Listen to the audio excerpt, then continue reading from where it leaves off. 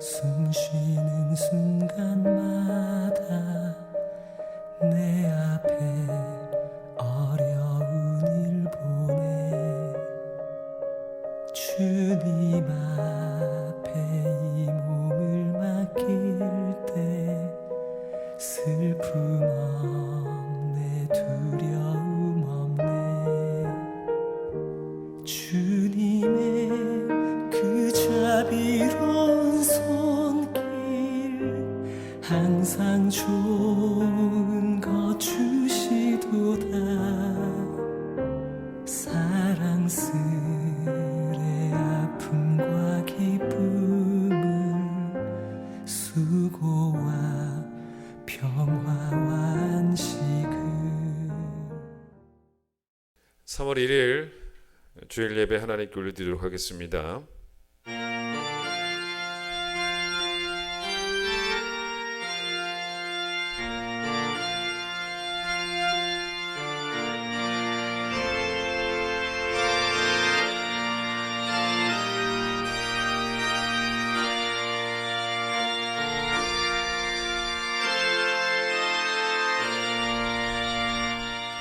오직 여호와는 그 성전에 계시니 온 땅은 그 앞에서 잠잠할지니라. 기쁨으로 여호와를 섬기며 노래하면서 그의 앞에 나아갈지어다. 하나님은 영이시니 예배하는 자가 영과 진리로 예배할지니라. 아멘.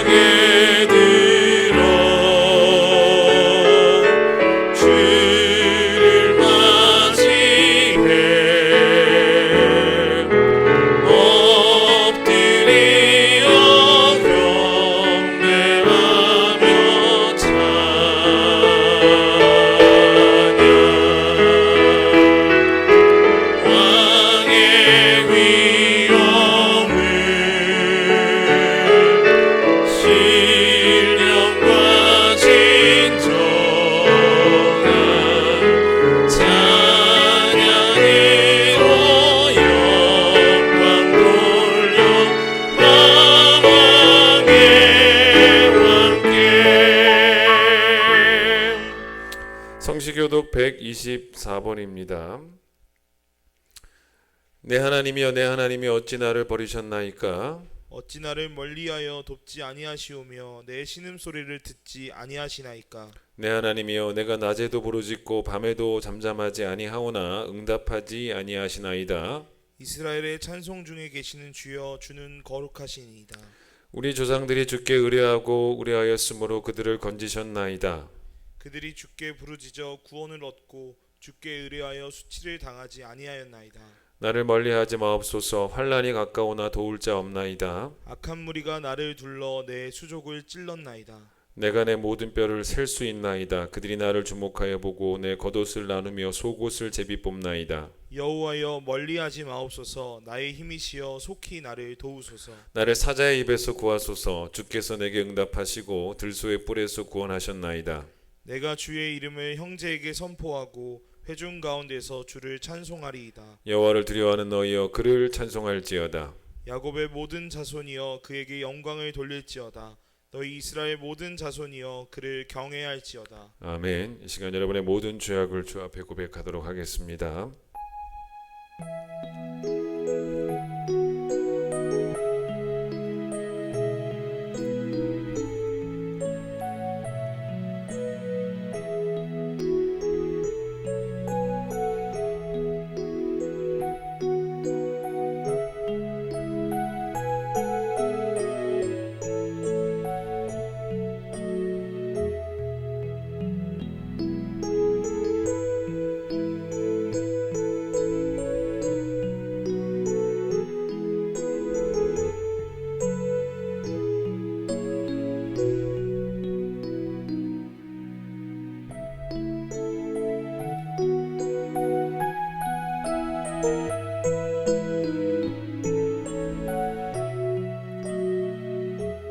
여호와는 긍휼이 많으시고 은혜로우시며 노하기를 더디하시고 인자하심이 풍부하시도다.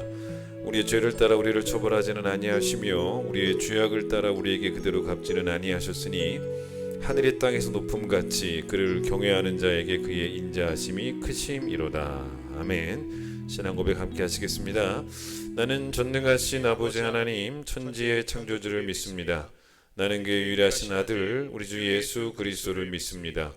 그는 성령으로 잉태되어 동정녀 마리아에게서 나시고 본디오 빌라도에게 고난을 받아 십자가에 못 박혀 죽으시고 장사된 지 사흘 만에 죽은 자 가운데서 다시 살아나셨으며 하늘에 오르시어 전능하신 아버지 하나님 우편에 앉아 계시다가 거기로부터 살아있는 자와 죽은 자를 심판하러 오십니다.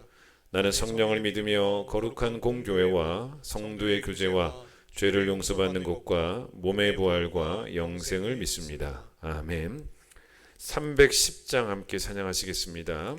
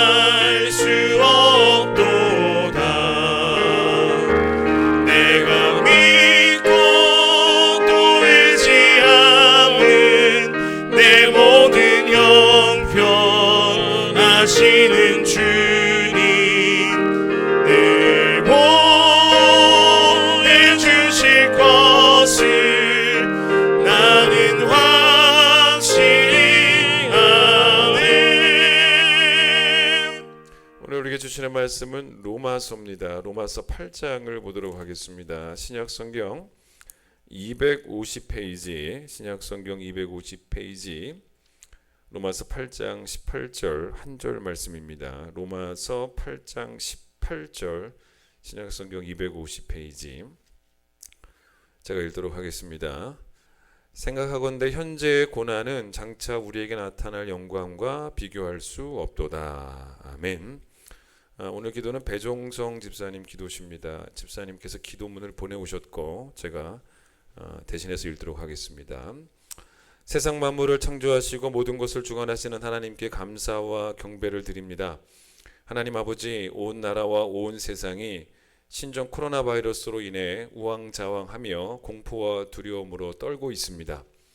사랑의 마음으로 기쁨이 넘치고 평안해야 할 마음이 불안과 공포로 가득 차 있습니다. 사랑으로 모여 예배드리고 교제해야 하는데 세상은 서로 멀리하라 합니다. 모이지 말라 합니다. 서로 피하라 합니다. 너무나 가슴이 아픈 상황입니다. 이러한 혼란 속에서 저희들 주일을 맞이하여 다 함께 모이지는 못했지만 그래도 각자의 가정에서 하나님을 높이며 오늘은 영상을 통해서 예배를 드립니다. 예배가 끊이지 않게 하신 하나님 아버지 참 감사드립니다. 모든 성도들 더욱 마음 다하여 예배드리게 하여 주시고 주님이 예배를 받아 주시옵소서. 이 작디 작은 바이러스로 인해서 인간들이 세운 모든 체계가 크게 흔들리고 있습니다. 의료, 경제, 정치, 사회 모두 제자리를 잡지 못하고 한없이 휘청대고 있습니다. 우리의 나약함을 뼈저리게 느끼게 하여 주시옵소서. 이 작은 바이러스는 그리도 두려워하면서 크고 크신 하나님은 두려워하지 않았습니다. 우리의 작은 믿음이 크고 위대하신 하나님을 작은 존재로 만들어 버렸습니다. 하나님 용서하여 주시옵소서. 이기적인 저희 마음이 하나님을 경외하기보다는 하나님께 요구하는 것만 참 많았습니다. 우리에게 하나님을 맞추었습니다. 이런 저희를 용서하여 주시고 더욱더 하나님을 경외하는 성도들이 되게 하여 주시옵소서. 그동안 교회가 세상과 다르지 않았습니다. 오히려 교회가 세상보다 더 세상스러웠습니다. 세상이 하는 일 교회도 하였고 세상도 하지 않는 일을 교회가 했습니다. 하나님 아버지, 저희들 진심으로 회개하는 마음을 주시고 용서하여 주시옵소서. 끝이 없는 우리 인간의 탐욕으로 야기된 이번 사태 앞에서 세상과 다른 모습, 진정한 교회의 모습을 보이게 하시고 어두워져만 가고 썩어가는 이 세상에 진정한 빛과 소금으로 우뚝 서게 하여 주시옵소서. 세상 사람들에게 꼭 교회가 칭송받게 하여 주시옵소서. 지금 이 순간에도 사투를 벌이는 환자들, 그들의 치유를 돕는 의료진들, 방역과 감염 차단에 밤낮 없이 수고하는 모든 사람들에게 감당할 수 있는 능력을 허락해 주시오며, 특히 이 어려운 시기에 예배를 위해서 한 몸 던져 헌신하시는 우리 교회 목회자들 하나님 기뻐해 주시고, 그들의 건강, 또 우리 큰 기쁨 교회 모든 성도들의 건강을 하나님께서 지켜주셔서 모든 바이러스 괴멸된 후에 모든 성도들 한없는 감사의 마음으로 다시 교회에 모여서 뜨겁게 예배하게 되는 그날까지 하나님 함께하여 주시옵소서. 내일부터 다시 세상으로 나아갑니다. 저희 모두 생활함에 있어서 두려움이 없이 생활하게 하시고, 우리 그리스도인들의 기도로 말미암아 사회에 널리 퍼져 있는 불안과 혐오와 두려움을 평안으로 변화시켜 주시옵소서. 바이러스의 두려움보다 예수 그리스도의 사랑이 더욱 크고 빠르게 전파될 줄을 믿습니다. 이 모든 말씀 주 예수 그리스도의 이름으로 기도드립니다. 아멘.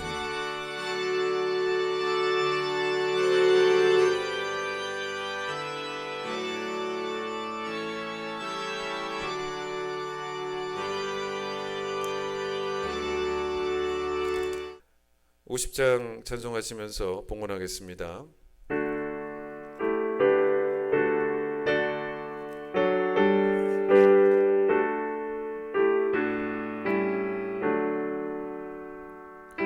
내게 있는 모든 것을 아낌없이 드리네. 사랑하고 의지하며 주만 따라 살리라. 주께 드리네. 주께 드리네. 사랑하는 구주 앞에 모두 드리네. 아멘. 기도하겠습니다. 하나님, 오늘 거룩한 주님의 나라 허락하심을 감사합니다. 함께 모이지는 못했지만 또 각자의 자리에서, 각자의 가정에서 영이신 하나님께 우리 성도들이 신령과 진정으로 예배하게 하심을 감사합니다. 우리 예배 받으시고 특별히 예배를 통하여 하나님께서 우리 각 성도들의 마음속에 또 그 가정에 주시는 귀한 말씀으로 세임 얻고 또 세상과 맞서 싸워 넉넉히 승리하는 우리 귀한 성도들이 되어질 수 있도록 하나님 축복하여 주시옵소서. 모든 것 다 주께로부터 받았음을 고백하며 하나님의 은혜에 감사하는 마음으로 또 하나님을 향한 뜨거운 사랑의 마음으로 주께 예물 드렸습니다. 기쁘게 받으시고 흠양하여 주시며 쓰여지는 곳마다 하나님께서 계획하신 놀라운 일들 또 하나님의 일하심이 드러나는 귀한 예물 드려질 수 있도록 하나님 축복하여 주시옵소서. 예수님 이름으로 기도드립니다. 아멘. 교회 소식을 전하도록 하겠습니다.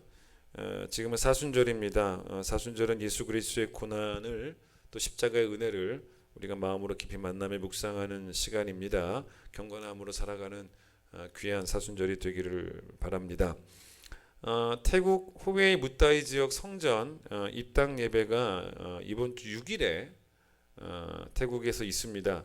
저희가 원래 저와 선교팀에서 가려고 비행기를 티켓을 끊어놨다가 상황이 좀 어려워져서 비행기 티켓을 취소를 했습니다.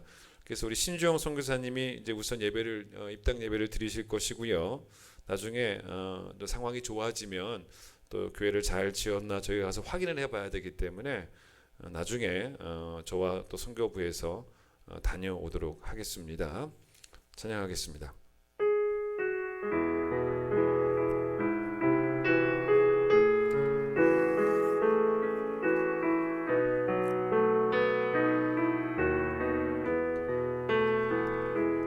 날마다 숨쉬는 순간마다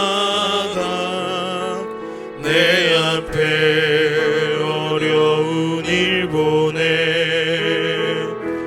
주님 앞에 이 몸을 맡길 때 슬픔 없네 두려움 없네 주님의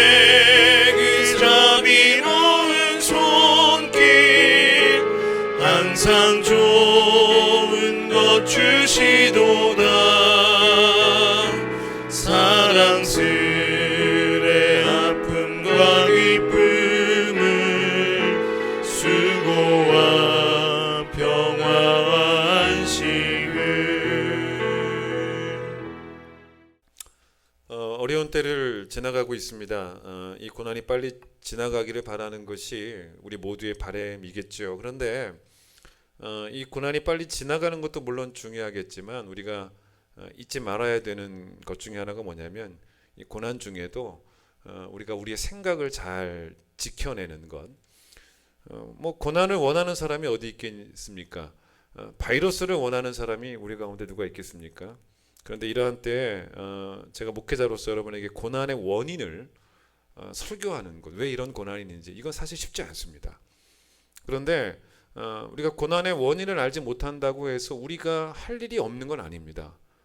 성경은 우리에게 고난의 원인을 설명해 주는 책이라기보다는 고난 중에도 우리가 성도로서 어떻게 살아가야 되는지에 대한 그런 내용들을 설명해 주는 책이라고 보시면 됩니다.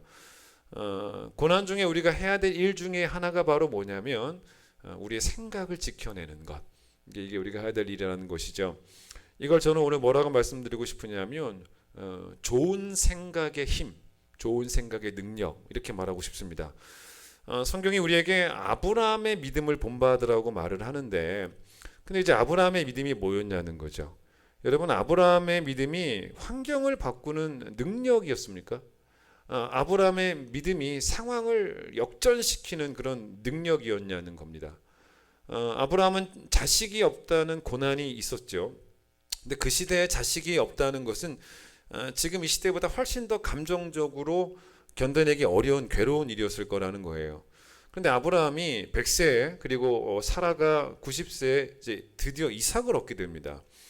그걸 성경이 어떻게 말하냐면 믿음으로 낳은 아들 이렇게 접근하지 않는다는 거죠. 그게 무슨 말이냐? 아브라함의 믿음이 100세라는 나이에도 불구하고 자식을 얻게 된 결정적인 원인이 되었냐는 거죠. 그 믿음 때문에. 성경은 그렇게 말하지 않습니다. 만약에 아브라함의 믿음 때문에 이삭을 얻게 되었다면 사실은 영광 받으셔야 되는 분은 하나님이 아니라 아브라함이고 또 아브라함의 믿음일 수 있다는 거죠. 근데 성경은 그렇게 말하지 않고 아브라함이 믿음으로 하나님께 영광을 돌렸다 이렇게 말합니다. 그러니까 영광 받으실 분은 하나님밖에 없는데, 그러니까 아브라함의 믿음이 능력이 있어서 자식을 낳았다는 것이 아니라 아브라함은 자기에게 자녀를 주시겠다고 약속하신 하나님을 끝까지 믿은 거죠. 그게 믿음이죠. 그게 믿음이죠. 그러니까 주실 때까지 그 믿음이 요동치 않고 변질되지 않고 흔들리지 않았다는 것입니다. 그럼 여러분, 이 상황에서 아브라함에게 믿음은 뭐였냐는 거죠. 아브라함의 믿음은 환경을 바꾸는 능력이 아니었습니다. 그의 믿음은 형편과 환경과 상황을 그렇게 바꾸는 그런 능력이 아니었고, 아브라함이 100세 그리고 사라가 이제 90세에 이삭을 낳게 되는 것이 원래부터 하나님의 계획이었죠. 원래부터 하나님의 뜻이었습니다. 근데 아브라함이 너무 잘 믿었기 때문에 하나님이 그 믿음을 보시고, 원래 하나님이 아브라함을 110세에 또 사라를 100세에 이삭을 낳게 하려 하셨다가 너무 아브라함이 잘 믿으니까 하나님이 감동을 하셔가지고 그 계획을 10년 앞당기셔가지고 그 믿음 때문에, 그게 아니라는 거죠. 그게 아니고, 그러면 이제 아브라함의 믿음의 역할이 뭐였냐는 것입니다. 그 역할이 뭐였냐면 그의 생각을 지켜주는 그런 능력이었다는 거죠. 환경을 바꾸는 능력이 아니라 생각을 지켜주는 능력. 그러니까 지금 우리에게 여러분 필요한 믿음이 바로 뭐겠냐는 겁니다. 이 믿음이죠. 그러니까 아브라함에게 이 100세 때까지 정말 믿음으로 살았던 이 아브라함에게 말입니다. 근데 그 아브라함이 그 100세 때까지 믿음으로 한 게 뭐였냐는 거죠. 그 믿음으로 한 게 무엇이었냐면, 믿음으로 뭘 했냐면 진리에 대한 묵상을 한 거예요. 믿음으로 약속에 대한 묵상을 한 것입니다. 결국 이건 뭘 의미하냐면, 이 보이는 것 때문에 우리의 감정이 연약해질 수도 있지만, 그럼에도 불구하고 정말 뭔가에 근거를 해야 됩니다. 뭔가에 근거해서 감정의 흔들림을 막아내는 거죠. 그러니까 아무런 근거 없이 생각하고 싶은 대로 생각하면서 진짜 감정의 흔들림을 막아내는 것은 그건 그냥 기분 좋은 상상일 뿐이에요. 기분 좋은 상상이고, 저는 지금 여러분에게 기분 좋은 상상을 말하는 게 아닙니다. 진리를 묵상하는 거예요. 진리를 묵상. 근거가 있죠. 근거가 진리입니다. 약속을 묵상하는 거예요. 근거가 있죠. 약속입니다. 그 약속이 근거죠. 그런 의미로 좋은 생각을 하라는 거예요. 좋은 생각.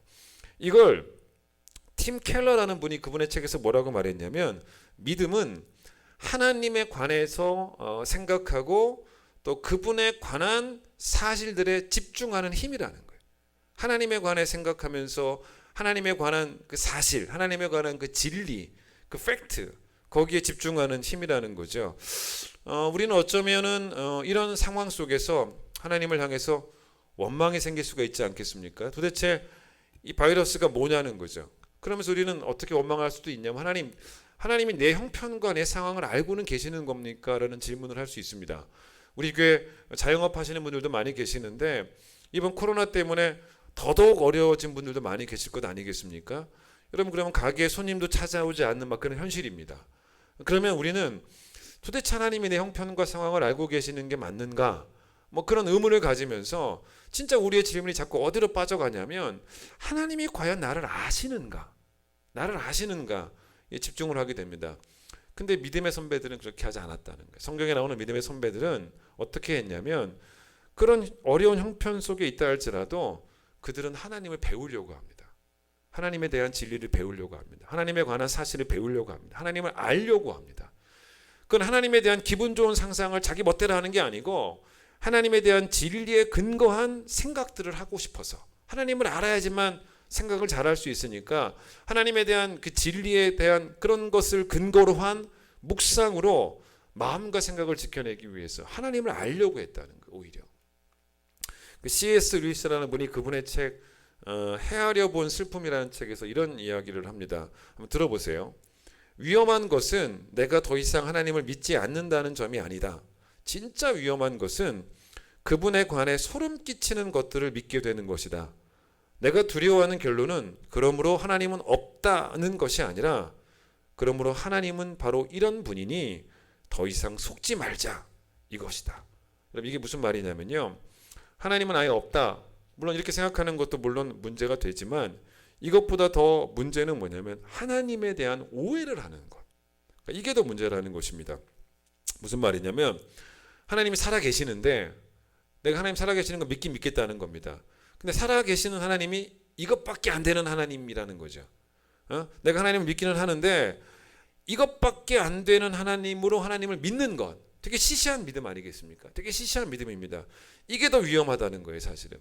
그러니까 이런 예를 한번 들어보겠습니다. 부부가 함께 살다가 누군가 먼저 사별할 수 있지 않습니까? 그래서 혼자 지내는 상황이 있죠. 뭐 남편이 먼저 죽든 아내가 먼저 죽든 그런 상황이 있고, 아니면 둘 다 살고 같이 살아 있는데, 함께 살고 있는데 함께 살면서 서로 지독하게 서로를 오해하는 상황. 이 두 가지 상황 가운데 뭐가 더 위험하겠냐는 거예요. 뭐가 더 위험하겠냐는 거예요. 뭐가 더 위험하냐면 오해하는 게 더 위험하다는 거예요. 그런 이야기입니다. 그러니까 물론 하나님이 없다고 믿는 것도 되게 위험한 생각입니다. 위험한 생각이지만 그러나 하나님을 되게 시시한 분으로 믿는 것, 하나님에 대해서 오해하면서 하나님 되게 시시합니다 라고 그렇게 하나님을 믿는 것도, 그렇게 하나님과 관계를 맺는 것도 더 사실은 위험하다고 말할 수 있다는 거죠. 사실 이 고난이라는 것은요, 형통과 좀 달리 고난은 하나님을 오해하기 가장 쉬운 유혹이 있습니다. 가장 쉬운 상황입니다. 우리가 이때 무슨 고민들을 하겠습니까? 어떤 영적인 퀘스천 마크가 생기겠냐는 거죠. 도대체 하나님 어디 계시냐는 거예요. 회의가 생기는 거죠. 영적인 회의가 생깁니다. 그런 회의가 우리의 심령을 막 괴롭히는 거죠. 근데 지금 우리가 바이러스로 지금 고통당하고 있지만 사실 이 바이러스의 상황보다 더 어려운 상황이 있다면 아마도 제 생각에는 전쟁 아니겠습니까? 전쟁의 상황. 만약에 전쟁이 일어나면 그 전쟁 한복판에서 정말 어떤 영적인 회의가 생기지 않겠습니까? 전쟁을 바라보면서 그 하나님 어디 계십니까? 우리 이런 질문들을 성도라도 하게 될 것 같다는 거죠. 지난주에 제가 이제 교회에서 이렇게 책을 읽다가 이런 시를 하나 읽었습니다. 이게 하나님의 막 침묵이 막 너무너무 막 분명해 보이는데 뭐 하나님이 안 계신 것 같고, 심지어는 진짜 하나님이 죽으신 분 같고, 이런 느낌이 들 때 어떤 군인이 전쟁 중에 있을 때 쓴 시입니다. 전쟁 중에 있을 때 그렇게 느껴질 수가 있지 않습니까? 근데 군인이 이런 시를 쓴 거예요. 그러니까 익명의 어떤 군인이 이런 시를 썼습니다. 들어보세요. 큰 일을 이루기 위해 힘을 주십사 하나님께 기도했더니 겸손을 배우라고 연약함을 주셨습니다. 많은 일을 하려고 건강을 구했더니 더욱 가치 있는 일을 하라고 병을 주셨습니다. 행복해지고 싶어서 부유함을 구했더니 지혜로워지라고 가난을 주셨습니다. 세상 사람들의 칭찬을 받고자 성공을 구했더니 뽐내지 말라고 실패를 주셨습니다. 풍요로운 삶을 누릴 수 있도록 모든 것을 달라고 기도했더니 오늘 허락하신 모든 것을 누릴 수 있는 생명, 삶 그 자체를 선물로 주셨습니다. 나는 가장 많은 축복을 받은 사람입니다. 참 시가 좋죠. 그러니까 고난의 상황 속에서도 하나님이 참 좋은 분이시다라는 그 믿음을 잃지 않고 그 믿음 때문에 마음과 생각을 잘 지켜냈던 그런 사람의 시입니다. 저희 성도 가운데 어떤 분이 며칠 전에 자신의 그 SNS에다가 이런 사진과 함께 짧은 글을 하나 올렸습니다. 보시죠.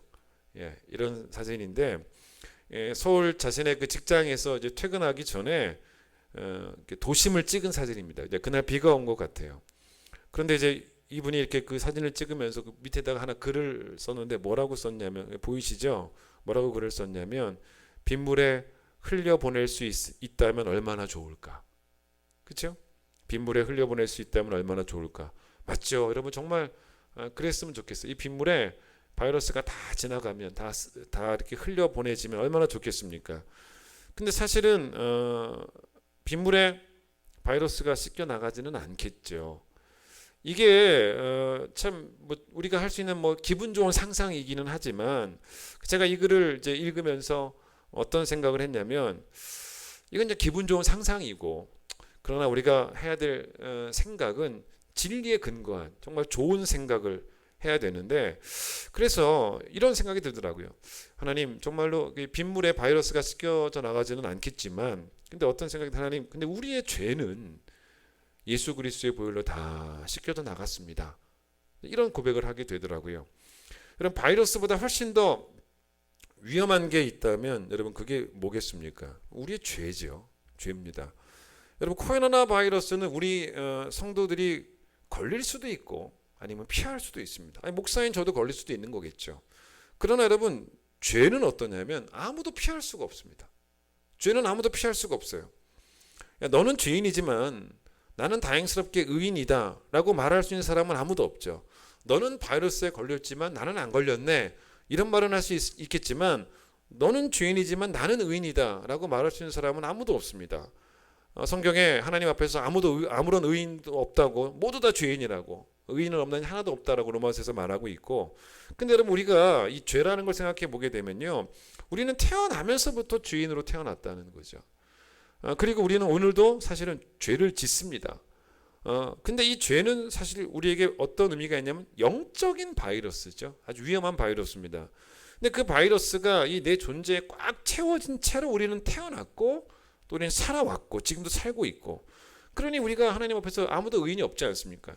그 죄가 얼마나 위험하냐면, 여러분 이 죄는 백신이 만약에 없다면, 이 영적인 바이러스에 백신이 없다면 우리를 죽이는데 어떻게 죽이냐면 영원히 죽입니다. 영원히 죽여요. 영원히 지옥불에서 우리를 죽이는 것이 바로 이 죄죠. 여러분 그렇다면 그 죄가 빗물에 씻겨져 나가겠습니까? 그렇지는 않죠.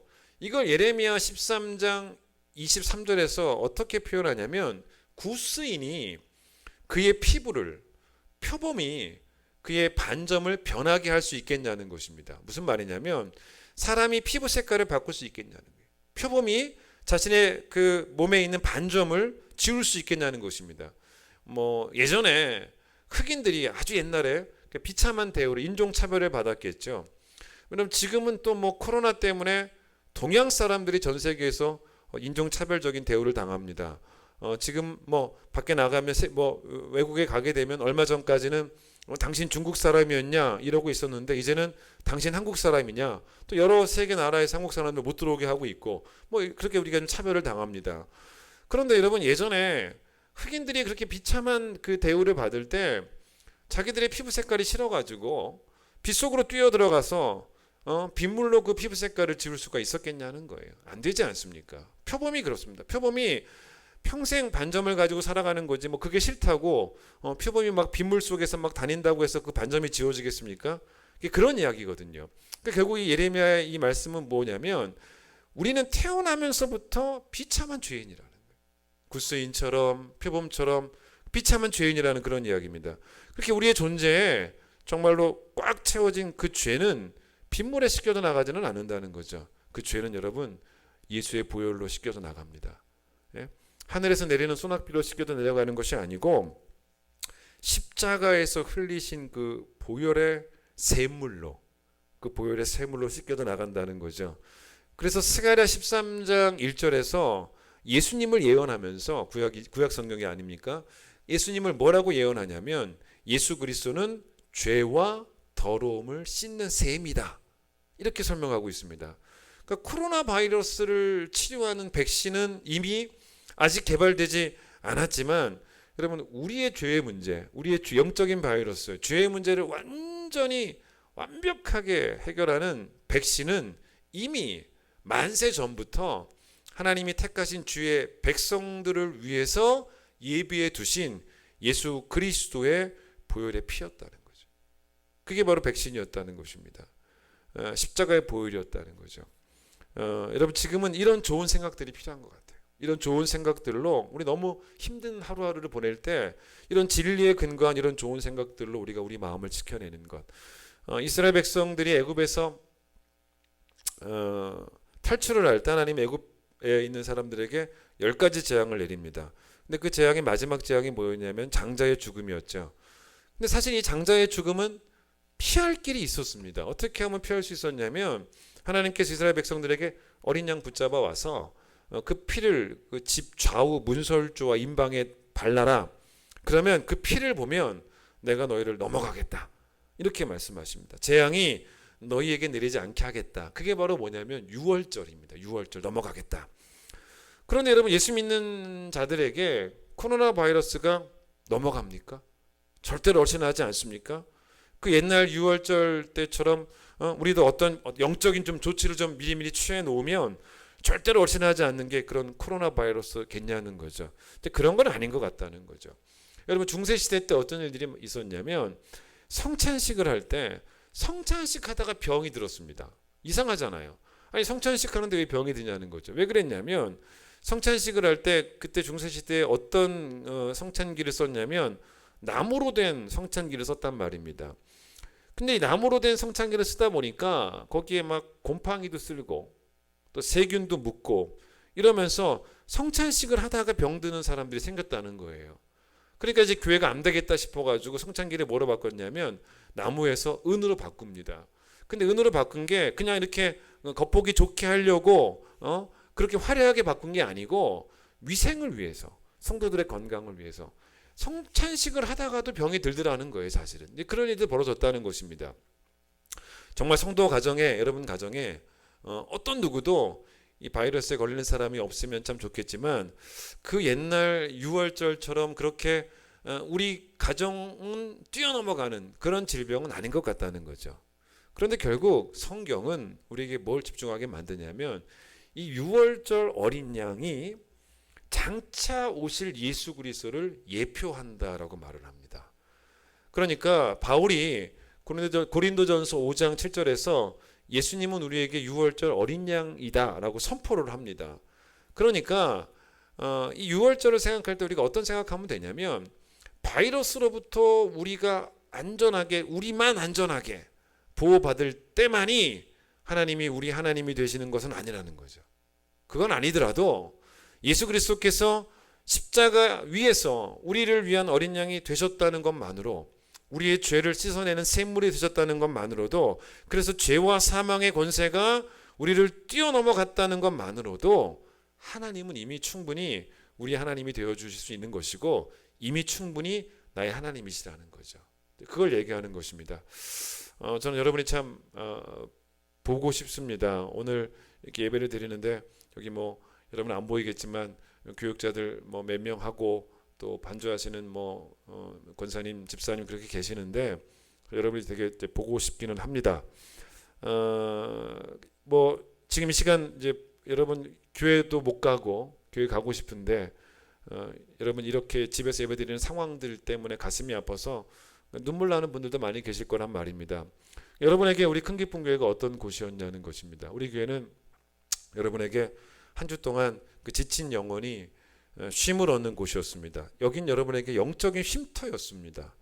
그래서 지난 주일 말씀 기억해 보세요. 안식일에 대한 말씀을 드렸는데 이 안식일이 단지 하나님을 위한 날만이 되는 것은 아니었고 우리를 위한 날도 된다라고 예수께서 말씀하셨지 않습니까? 주일에 여러분이 교회로 모여가지고 우리는 말씀이라고 하는 영양식을 먹으면서 영혼의 허기짐도 해결했고 영혼의 아픔도 다 치유받았고 영혼의 두려움도 해결받았던 그 지난 목요일에 여러분에게 모든 예배를 잠시 중단하겠노라고 문자를 보냈습니다. 그때 목요일에 또 파주의 확진자가 나오면서 또 가까이서 확진자가 나오면 점점 이게 번져가고 안 되겠다 싶어서 여러분들에게 제가 문자를 보냈는데 목요일 새벽까지는 새벽 예배를 드렸습니다. 근데 이제 금요일 새벽 예배부터 중단을 이제 한 거죠. 근데 이제 금요일 새벽에 저랑 저희 아내가 이제 교회에 왔습니다. 이제 왜 왔냐면 저희 교회 새벽 기도회는 우리 교회 성도들만 오시지는 않습니다. 다른 교회 성도들도 우리 교회 새벽 예배는 오시는 분들이 계시는데 그분들이 이제 교회 왔다가 왜냐하면 그분들은 문자를 못 받아본 분들 아닙니까? 교회가 오늘부터 예배가 없는 걸 모르지 않습니까? 그래서 교회 왔다가 교회 문이 굳게 닫혀 있고 또 그 앞에 모든 예배 중단합니다. 그렇게 써놓은 글을 읽고 그냥 보고 뭐 그냥 돌아가시면 되긴 하겠지만은 그래도 그렇게 왔다가 헛걸음 하시는 게 또 죄송하기도 하고 그래서 그분들 제가 좀 얼굴을 뵙고 이렇게 설명을 드리는 거 좋을 듯 해가지고 그래서 이제 교회 새벽에 이제 와 있었습니다. 근데 이제 이 금요일 날도 이 새벽에 1등으로 새벽 예배를 오신 분들이 계세요. 물론 다른 교회 교인들도 왔었는데 1등으로 새벽 예배 오신 분들은 누구였냐면 이제 우리 교인이었습니다. 근데 원래부터 늘 1등으로 오시던 분들이에요. 80이 넘으신 우리 교회 집사님과 권사님 4분인데 1년 365일 새벽 예배 단 하루도 안 빠지는 분들입니다. 남편 집사님이 비닐 공장을 운영하고 계시고 이 공장이 24시간 돌아갑니다. 아들과 함께 공장을 같이 운영하시기 때문에 12시간씩 일하고 이제 교대를 하는 이제 그런 직장입니다. 근데 이제 아들이 새벽에 이제 공장으로 오면 출근을 하면 아버지는 퇴근을 하면서 새벽 기도를 오시는 거죠. 아내 되시는 권사님은 새벽에 일어나셔가지고 아들 차를 타고 일단 공장으로 가시는 거예요. 그리고 난 다음에 남편 집사님 차를 타고 다시 같이 새벽 기도에 이제 오시게 되는 거죠. 진짜 뭐 눈이 오나 비가 오나 단 한 번도 안 빠지시는 그런 분들입니다. 그런데 금요일 새벽에 오신 거예요. 그 문자를 받아 보셨거든요. 새벽 예배가 없는 걸 다 아세요. 그런데 그래도 와 보신 거예요. 왜 그러셨겠습니까? 아마도 이제 믿겨지지 않으셨겠죠. 예? 그렇게 늘 매일매일의 일상 가운데 빠질 수 없었던 교회로의 발걸음인데 여러분 그게 어찌 금세 그 발걸음이 하루 만에 쉽게 잊혀질 수가 있었겠냐는 거죠. 또 오신 거예요. 없는 거 아시면서도 또 오신 거예요. 혹시나 하고 또 오신 거예요. 그래서 집사님, 권사님에게 제가 다시 빨리 뵙자고 이렇게 말씀을 드리면서 이렇게 이제 그 두 분이 가시는데 권사님이 이렇게 뒤돌아서 엘리베이터를 타시는데 눈에 눈물이 글썽글썽이시는 거예요. 그래서 제가 얼마나 마음이 아팠겠습니까? 여러분 그렇게 우리 모두에게는요 큰 기쁨 교회는 우리 삶의 터전이었고 또 우리 삶의 중심이었고 그런 좋은 교회가 우리 교회였습니다. 잠시만 이렇게 우리가 예배를 드리기를 소망할 뿐입니다. 하나님은 영이시기 때문에 오늘 여러분의 가정에서 하나님께 드리는 그 예배도 하나님 받으시고 계시는 게 맞습니다. 지난 한 주 매일매일 진짜 우리를 두렵게 하는 그런 뉴스들이 막 터져 나왔습니다. 바이러스가 곧 막 전국을 덮을 것 같은 뭐 그런 두려움마저 우리에게 막 다가오고 있습니다. 그래서인지 저도 지난 한 주 찬송가 가운데 415장이 참 자꾸 마음속에 떠올랐습니다. 저도 마음의 쉼을 잃으면 안 되니까 두려움이 생기면 안 되니까. 근데 찬송가 415장은 어떤 찬송이냐면요. 여러분 그 주제가 쉼입니다. 쉼에 대한 찬송이에요. 그 가사 보면 나 쉬기 원하네 이런 가사가 나옵니다. 끝에 보면 뭐라 하냐면 내 쉴 곳 찾았네 이런 이제 가사가 나옵니다. 근데 이제 그 가사를 보시면 어디에서 쉴 곳을 찾았는가? 바이러스가 없는 세상에서 쉴 곳을 찾았네 이렇게 나오지 않습니다. 전쟁의 위협이 없는 하늘 아래에서 살면서 내가 쉴 곳을 찾았네 그렇게 안 나오더라는 거죠. 경제적 고난이 없는 그런 세상에서 내가 살면서 쉴 곳을 찾았네 그렇게 안 나오더라는 것입니다. 여러분 그렇다고 해서 또 이 찬송가가 저 천국에 가서 쉬게 될 것이다 라는 주제의 찬송도 아니에요. 물론 저 천국 가서 쉬게 되겠지만 우리가 저 천국에서 쉬게 될 것이다 라고 하는 찬송은 어떤 찬송이냐면 예를 들어 301장 같은 경우에 지금까지 지내온 것 그 3절 보시면 주님 다시 배울 날이 날로 다가와 무거운 짐 주께 맡겨 벗을 날이 멀지 않네 나를 위해 예비하신 고향집에 돌아가 아버지의 품 안에서 영원토록 살리라 이런 거는 영원토록 그날에 쉬리라 이 찬송은 어떤 장래를 소망하는 찬송 아닙니까? 근데 여러분 찬송가 415장은 이미 천국 아직 안 갔지만 이미 이 땅에서도 쉴 곳을 찾았다는 거예요. 이 땅에서 쉴 곳이 있더라는 것입니다. 그곳이 어디라고 그 찬송가 415장은 말하고 있냐면 십자가 그늘 아래라고 말합니다. 그래서 여러분 그 찬양 가사가 어떠냐면 십자가 그늘 아래 나 쉬기 원하네 저 햇빛 힘이 뜨겁고 또 짐이 무거워 이 광야 같은 세상에 늘 방황할 때에 주 십자가의 그늘에 내 쉴 곳 찾았네 이미 찾은 거예요.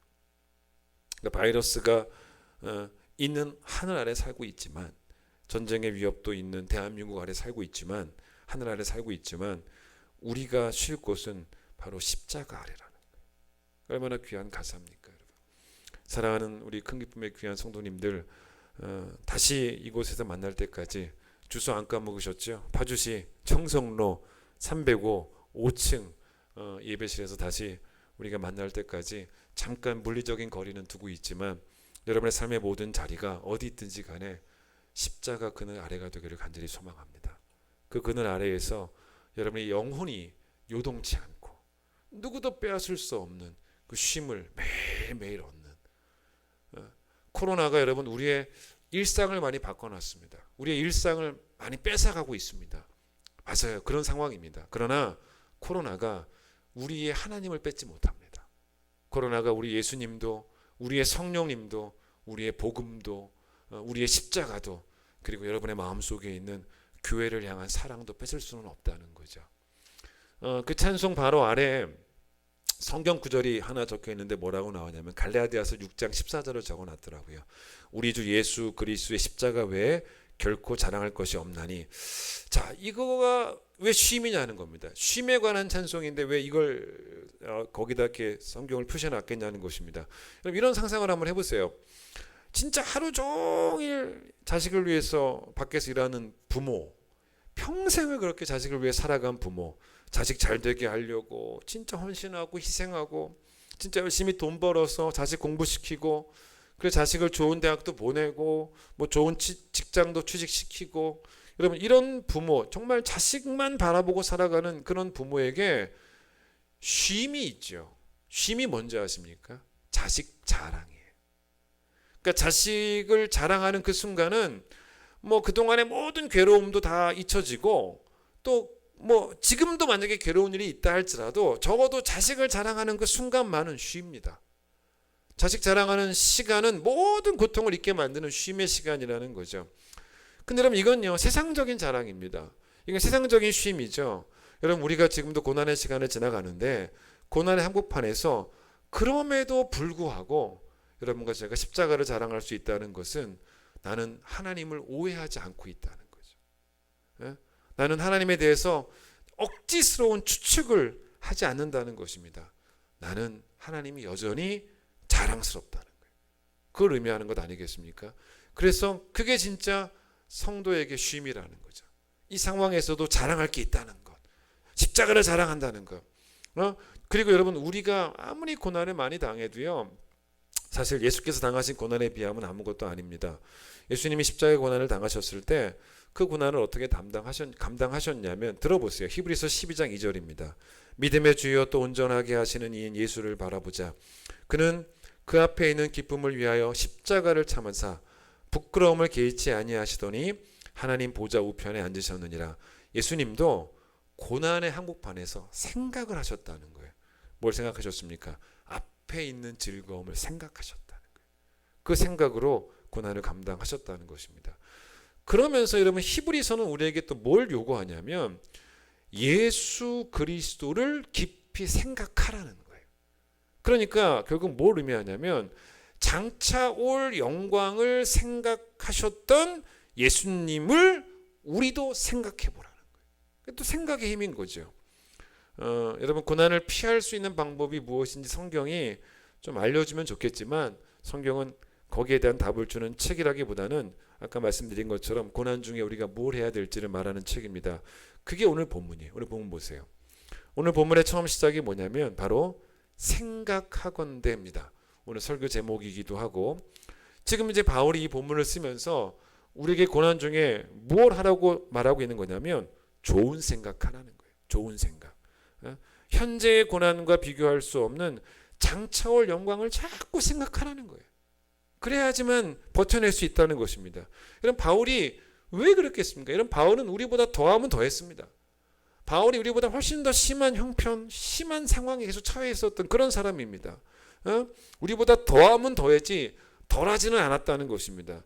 그래서 아마도 바울이 너무너무 어려운 상황을 겪고 있으니까 계속 열심히 생각을 했겠죠. 아, 그래. 현재의 고난과 비교할 수 없는 장차올 영광을 생각하자. 여러분 혹시 여러분들 가운데 이런 분들 계십니까? 내가 왜 하필 대한민국에 태어나가지고 이런 늘 전쟁의 위협 속에 살아가야 되는 것이고, 또 이번에는 바이러스까지 이렇게 번지고. 여러분 그렇게 생각하시면 이거 잘못된 생각입니다. 성경은 뭐라고 말하냐면 나라를 사랑하는 것도 신앙입니다. 그 신앙이에요. 성경에 나오는 믿음의 선배들은 다 어땠냐면 애국자였습니다. 그런데 여러분 대한민국 국민이라는 걸 생각하면 참 행복하셔야 되는데, 더 우리를 행복하게 만드는 생각은 뭐냐면 천국의 시민권자라는 것.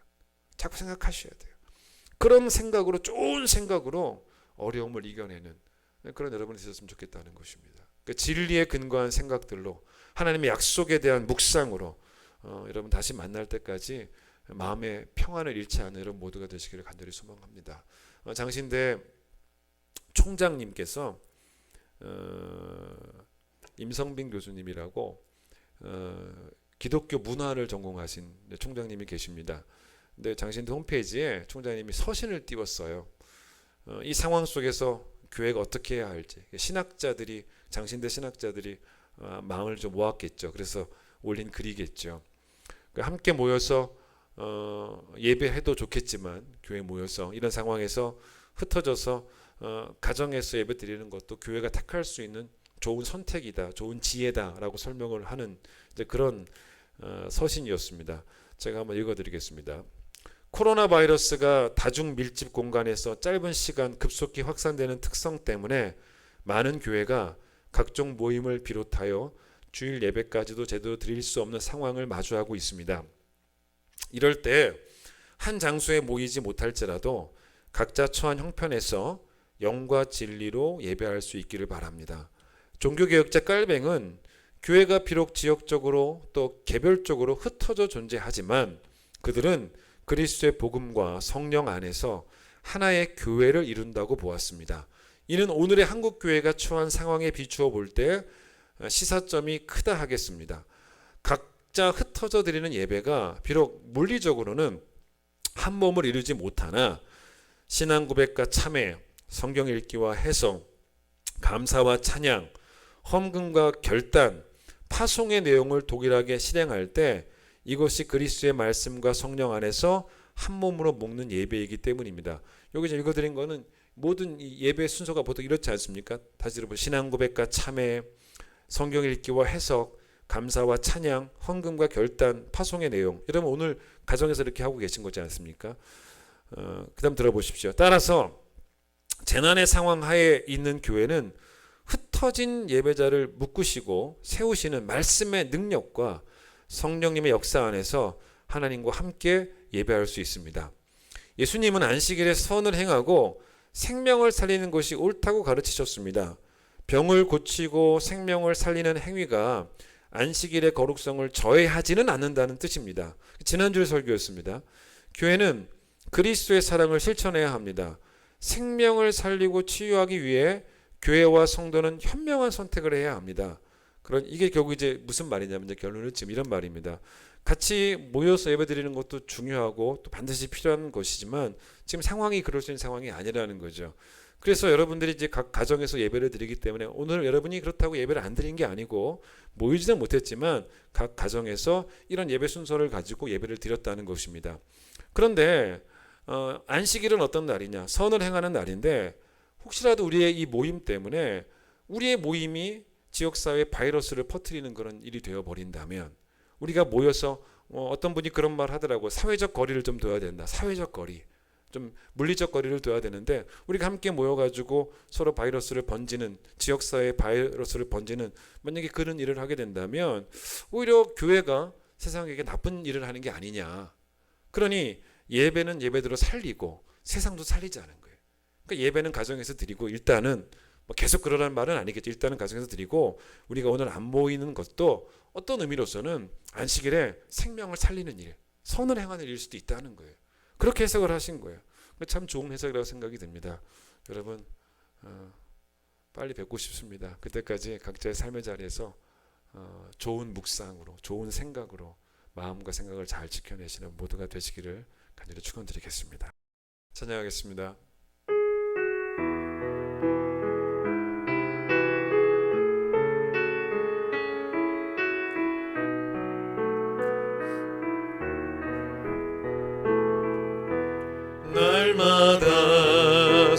주시는 순간마다 내 앞에 어려운 일 보내 주님 앞에 이 몸을 맡길 때 슬픔 없네 두려움 없네 주님의 그 자비로운 손길 항상 좋은 것 주시도다 사랑스레 아픔과 기쁨을 수고와 평화와 안식을 날마다 주님 내 곁에 계셔 자비로 날 감싸 주시네 주님 앞에 이 몸을 맡길 때 힘 주시네 위로함 주네 어린 나를 품에 안으시사 항상 평안함 주시도다 내가 살아 숨을 쉬는 동안 살피신다 약속하셨네 인생의 어려운 순간마다 주의 약속 주의 약속 생각해보네 주님 속에 믿음 잃지 않고 말씀 속에 위로를 얻네 주님의 도우심 바라보며 모든 어려움 이기도다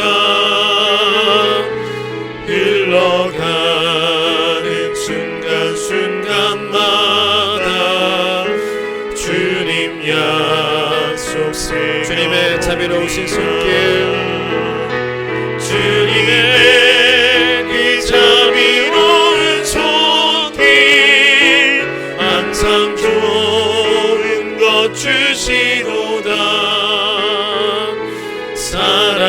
사랑스레 아픔과 기쁨을 주님의 도우심 바라보며 모든 어려움이 이기기 원합니다 주님의 도우심 바라보며 주님의 도우심 바라보며 모든 어려움 이기도다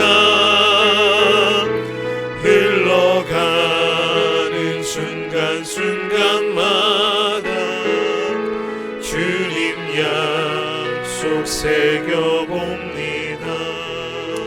우리 성도들 서로를 향한 그리움이 있지만 그 그리움 꾹 참고 각자의 가정에서 예배드리고 있습니다. 가정에서 예배드리지만 하나님을 향한 사랑은 변함이 없고 또 큰 기쁨 교회를 향한 사랑은 변함이 없으며 또 이 나라 이 민족을 향한 사랑도 변함이 없습니다. 하나님 참 인생에 어려운 일이 많이 있고 또 이번에는 바이러스라고 하는 큰 어려움 가운데 우리 모두가 고난당하고 있지만 하나님 기도합니다. 인생의 어려운 순간마다 주의 약속을 생각해 보는 이 찬양 가사처럼 그냥 단순한 기분 좋은 상상이 아니고 진리에 근거한 좋은 생각으로 하나님의 복음에 근거한 좋은 생각으로 십자가를 자랑하며 십자가를 생각하며 십자가 그늘 아래에서 쉴 곳을 찾고 정말로 한 주 동안도 마음의 평안함을 잃지 않고 살아가는 우리 귀한 성도들이 되어질 수 있도록 하나님께서 축복하여 주시옵소서.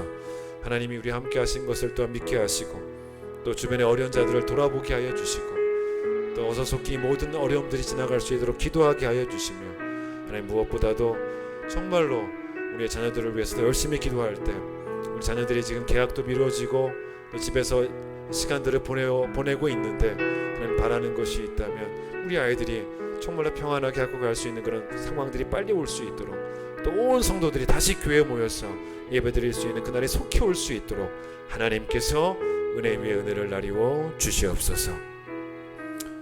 이전 예수님 놀라우신 은혜와 하나님 아버지의 그 크신 사랑과 성령님의 역사하심과 교통하심이 각자의 가정에서 예배드리지만 변함없는 하나님을 향한 사랑과 교회를 향한 사랑으로 예배하는 온 성도들, 그리고 십자가 그늘 아래에서 쉬기를 원하는 우리 귀한 성도들, 현재의 고난과 비교할 수 없는 장차올 영광을 끊임없이 묵상하게 되기를 간절히 소망하는 큰 기쁨의 모든 성도들과 우리의 자녀들과 특별히 이 나라 이 민족 위에 영원히 함께하여 주시기를 간절히 축원하옵나이다. 아멘.